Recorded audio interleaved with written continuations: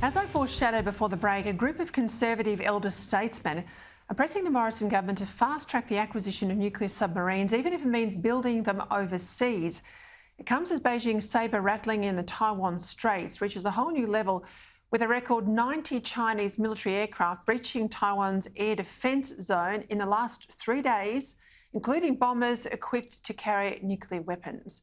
For more on this, I'm joined by one of those Conservative elder statesmen, if he's happy enough with that term, and one of this country's finest public intellectuals, former Deputy Prime Minister, John Anderson. John Anderson, thank you for your time. Just such a moment in history. Let's start, if we can, with that issue. The Chinese sabre rattling, of course, all underscoring this urgency to get this nuclear submarine fleet up and running in Australia. A magnificent decision by the Prime Minister, but we don't have a lot of time, do we? No, we don't, because we've lost a lot of time. We've betrayed our elders, if you like. Now, I think that what Scott Morrison has done on the global stage is astonishing, and I salute him for it. And I think that he and Peter Dutton are the people absolutely to take this forward. But if we now try and do what we've done in the past, reinvent the wheel, come up with our own model, modify this, modify that, etc., when we're dealing with people who have been building the world's best submarines, the Brits and the Americans, for decades, that would be madness. And I think we need to clearly establish as well that there is a difference between industry policy and defence policy, and at the moment, defence policy has to come first. If we muck around forever trying to redesign the subs and then try and build them here, tragically, we've unwound our manufacturing capacity in Australia. We will, I think, just leave ourselves more exposed. And in this game, conviction is everything. The only language the Chinese understand is conviction. They are hitting out at the moment in very unpredictable ways because, frankly, there are enormous challenges for the Communist Party in Beijing. They're debt-ridden, they've got a demographic crisis, they've got serious economic issues emerging. And what so many of those regimes do in that sort of circumstances is bash the nationalistic can. The trouble is that it's very easy then for miscalculation to take place.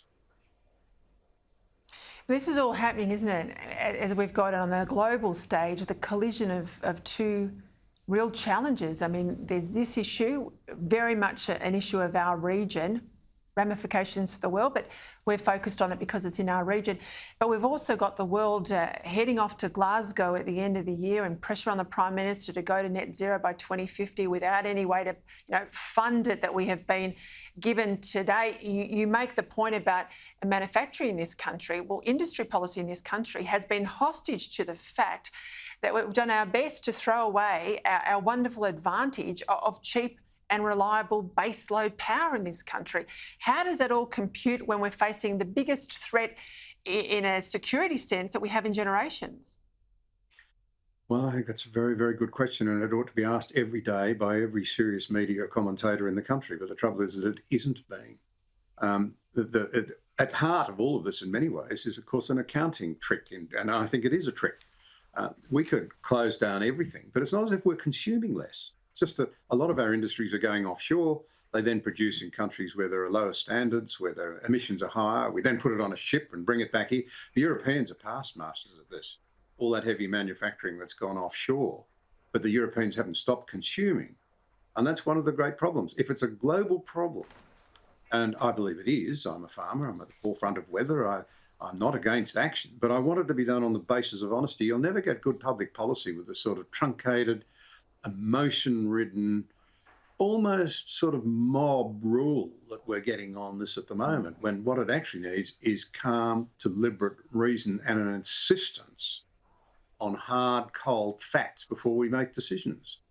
Ironically, of course, in China at the moment, you're seeing massive problems with power shortages and the explosion of the cost of power hitting their manufacturing sector.